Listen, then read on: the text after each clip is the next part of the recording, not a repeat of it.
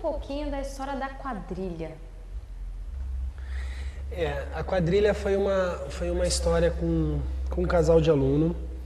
Na verdade, são um casal já mais velho. E eles, hoje em dia, eles não moram aqui na cidade. Eu trabalhava num clube e o clube pediu para que eu trabalhasse com a quadrilha daquele ano. E teve um casal que a esposa insistiu muito para que ele participasse. Ele foi assim, fez os 2 primeiros ensaios, foi só briga, porque não queria dançar de jeito nenhum. E aí ele começou, como ela gostou do trabalho que a gente fez com a quadrilha, ela decidiu ir procurar fazer aula. Ele foi empacado e aí começaram a fazer. A gente acabou pegando amizade logo nas primeiras aulas e eles começaram a frequentar. No começo, assim, eu percebi que eles tinham muito desentendimento nas aulas. E depois foi fluindo. Depois eles vieram eles faziam aula no clube dessa outra cidade e depois passaram a fazer aula aqui na escola. E depois de quase um ano, mais ou menos, que ele já fazia aula comigo, ele me convidou um dia para ir numa pizzaria e contou a história dele, que o casamento dele não estava já tão legal, na verdade estava numa fase já até, eles estavam pensando em terminar. E quando surgiu esse trabalho da dança na vida deles, que acabou mudando a vida deles e eles acabaram se redescobrindo, depois de um certo tempo, voltaram a namorar e voltaram a ter uma vida a 2. Depois os filhos já crescidos, eles voltaram a ter aquela coisa de companheirismo entre os dois. Então, assim, essa história foi uma história muito legal do quanto eu acabei interferindo na vida deles. Foi muito, muito emocionante, muito bacana. E para você, essa história, que deve ter acontecido em outras também, mas para você essa história foi a que mais marcou na sua carreira?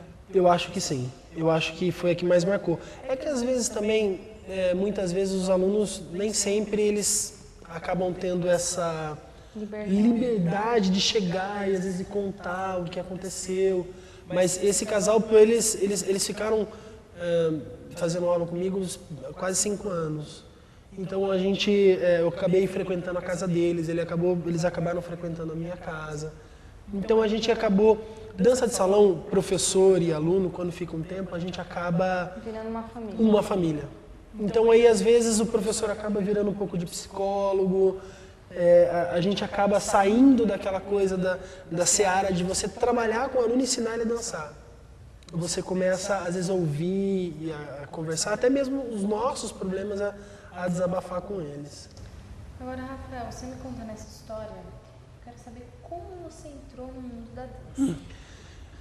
Olha, na verdade assim, eu procurei a dança de salão. Na verdade aqui em Piracicaba, o forte era forró. E eu ia para os bailes, eu ficava louco, porque eu não sabia dançar, ficava sentado e fui procurar aprender para eu aprender, para começar a dançar. E aí eu fui procurar a dança de salão, comecei a fazer a dança de salão sozinho, acabei fazendo amizades maravilhosas no mundo, desde de quando eu era aluno, até depois que eu me tornei professor. E aí eu acabei me deparando com outros ritmos, né, como o bolero, como o samba de gafieira, como a salsa, como o zouk. E aí aquilo foi mexendo comigo de um tanto. Eu sempre gostei de música, mas talvez eu não soubesse que eu gostasse tanto de dançar. E foi uma coisa assim, uma identidade para minha vida. Depois que eu comecei a dançar, eu fui talvez uma pessoa mais feliz, comecei a entender outras coisas. E depois eu acabei virando profissional e acabei ficando só com a dança. Eu não sei se você era sensível antes, mas você acredita que a dança traz uma sensibilidade para as pessoas? Traz. É muito engraçado a gente, por exemplo, comparar os mundos. Eu, por exemplo, há muito tempo, antes de ingressar na dança de salão, eu fiz capoeira por 8 anos na minha vida. e o tratamento com que as pessoas, entre elas, por exemplo, na capoeira era totalmente diferente do tratamento que é hoje na dança de salão. Eu acho, não sei se é por... Não é só a capoeira por ser uma luta marcial, mas assim, eu digo assim, às vezes os amigos do futebol é uma coisa mais, eu acho que é aquela coisa mais bruta, sabe? Uma coisa mais...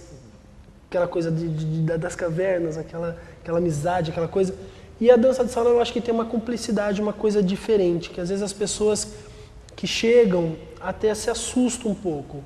Porque eu acho que você troca mais, você tem mais essa coisa de carinho. Eu acho que, no geral, não são todos, mas eu acho que no geral, o homem que faz dança de salão, ele não tem vergonha de mostrar um certo afeto por outro homem, assim, de gostar, de ser amigo, de falar, puta, eu gosto de você, eu acho você bacana. Coisa que, de repente, num outro mundo, você não encontra isso. Agora, você falou muito da dança de salão.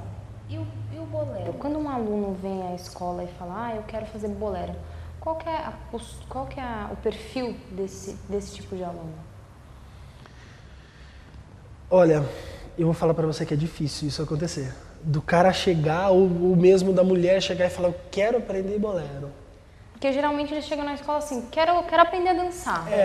E aí às vezes acaba, eles procuram a dança no geral, né? Às vezes eles não sabem nem o que vão encontrar aqui, ou de repente vem com uma coisa na cabeça, eu quero lá aprender samba, hoje eu quero lá aprender forró. A dança hoje é muito difundida na mídia. Então, as pessoas, hoje em dia, as pessoas já começam a saber, até através do YouTube mesmo, então tem muito material, então hoje as pessoas conhecem mais. Mas eu posso dizer assim, que depois que as pessoas entram no mundo da dança de salão, começam a conhecer, aí sim, às vezes a pessoa fala assim, vamos fazer aula de bolero, eu gosto de bolero, então meu ritmo preferido é o bolero. Aí sim, mas eu acho que é difícil a pessoa chegar aqui e falar assim, eu quero aprender bolero. Ter esse objetivo de aprender o bolero em si. Além do charme que tem, da coisa romântica, da coisa até meio misteriosa que é o bolero, que outra característica que você pode destacar? Olha, eu aqui na escola eu costumo falar para os meus alunos o seguinte. Às vezes, a gente consegue trabalhar, por exemplo, muito mais fácil a musicalidade, a postura no ritmo bolero, por ele ser um ritmo um pouco mais tranquilo e por você ter aquela, eu acho que talvez uma sensibilidade de você conseguir localizar as marcações do ritmo.